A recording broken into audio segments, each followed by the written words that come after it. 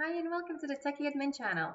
Today I want to show you a few tricks on how to always be able to find any email you're looking for. I don't think I've ever lost a single email, and I don't have a complicated filing system where like there's a bajillion different folders and subfolders and all these other things. So I'm going to show you some quick tips and tricks on how to find any email that you've ever written or that's ever been sent to you. The first thing I want to show you is how to find an email sent from a specific sender. So it could be somebody's name or it could be like a company name. So in this case, I'm going to say from YouTube. And it will bring up all of the YouTube emails that I got. And it doesn't even matter what folder they're in. Like some of these, I put them in the trash bin and they're still showing up. So it doesn't matter. Even if you have it in a subfolder, it's still going to show up.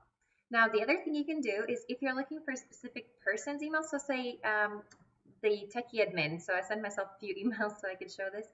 I would put some quotation marks around it because if you don't, it will just look for the separate words. But if you say the Techie Admin, then it will show just those emails specifically sent from this mailbox. Now, if I remove the quotations, you'll see the difference is that it will show anything that includes just those three words, even if they're not necessarily from that sender. And similarly, you can look for emails that you sent to somebody else as well through that same function. So what you would say is you say to, and then the person's name. So let's see what I sent to my friend Gracie. So as I type that in, it shows up right there. And then for an extra thing, you can say to Gracie and say this was regarding a party that I invited her. So I'm just going to put Gracie and then the word party. And I should be able to further filter that down and find any email that contains her name and then the word party.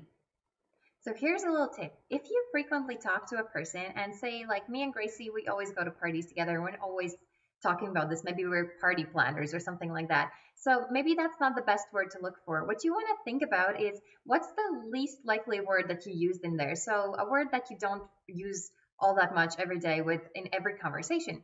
So for example, if you work on projects with somebody, the word project wouldn't really be the best word to look for. You'd want to search for a very specific word within that. Maybe the project name would work in there, or maybe some very specific phrase they used. Maybe they used the color or something that is very descriptive and something that you don't frequently use in other conversations. I've even used things like somebody misspelled a word and I remember how they misspelled it. So I've used that to find that very specific email and just look for anything that really, really stands out and that will get you the fastest results. There are a few other things you can use in the search box. So some of the words that you may want to use, and remember you have to capitalize it, otherwise it doesn't work the same way. So for example, you want all the emails I sent to Gracie that weren't about parties. So what I would do is I would type the word not in capitals between there, and it will exclude any email that contains the word party. So in this case, it took the other email away. Now, if I wanted the opposite of that, I would say and then it will show only the emails that have both of those things in there. Another really neat function is how to look for emails specifically that have attachments. So maybe you're looking for a file somebody sent you or a file that you sent to somebody else. So what you do is go back to the search function and just say has attachment and say yes. So here it's showing all the emails that I have here that have attachments. And then if you wanted to further filter this again, then you could just say maybe the person's name. So let's see what I sent to Gracie. And here it is. So just showing up now with all the attachments here. And it has filtered only the ones that have attachments and have the word Gracie in them. So that's really it. So these are the really, really simple functions that you can use. There's only a few of them that I found really useful.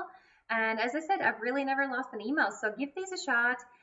See if you can save yourself some time and find some emails that you don't remember maybe what subfolder you filed them in. So drop a comment below if you found this useful, and if you want to see more videos like this, just hit the subscribe button and I'll see you back very soon. Bye!